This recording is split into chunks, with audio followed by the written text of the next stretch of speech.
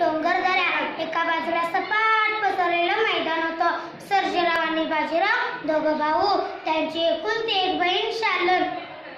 12 वर्षांचे असताना त्यांना सोडून गेले. त्यांची आई पार्वतीबाई बिचारीनं जन्मभर वनवास सोसला. मोडून पडलेल्या संसाराला मोठ्या हिमतीनं सावरला. हाताचा पाळणा आणि डोळ्याचा दिवा करून मुलांचा सांभाळ केला. थोडंफार का असेना मुलांना शिक्षण दिलं. थोरला सर्जेराव वरणा साखर कारखान्यात होता आणि धाकटा बाजीराव गावातच सेक्रेटरी म्हणून काम करत होता.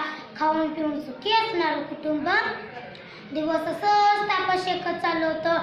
एके दिवशी बसल्या जागी पार्वती मावशीला चक्कर आली. डोळ्यांपुढे अंधारी आली. तिनं उठण्याचा प्रयत्न केला, पण तिचा तोल जाऊन ती जमिनीवर कोसळली. सर्जेराव आणि बाजीरावनं कोल्हापूर पासून मिरजे टाकून महिनाभर दवाखान्यात.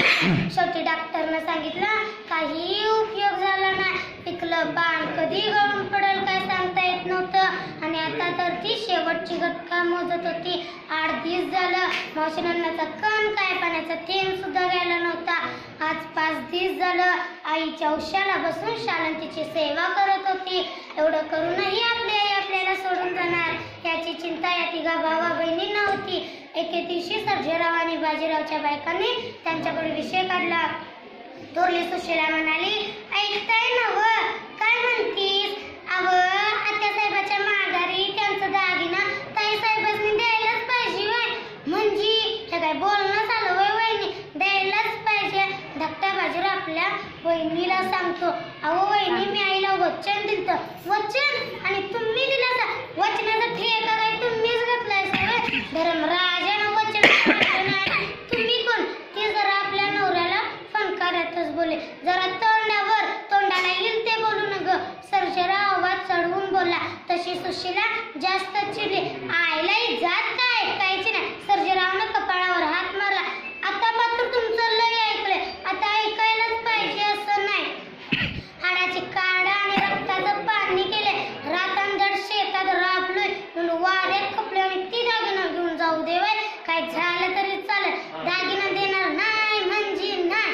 दोघा भावांना समजना. दागिनं दिलं तर बायका रुसणार, दिलं तर बहीण भावाचं नातं तुटणार होतं. या घालमेली 2 दिवस निघून गेलं. यातच पार्वती मावशी सर्वांना सोडून गेली.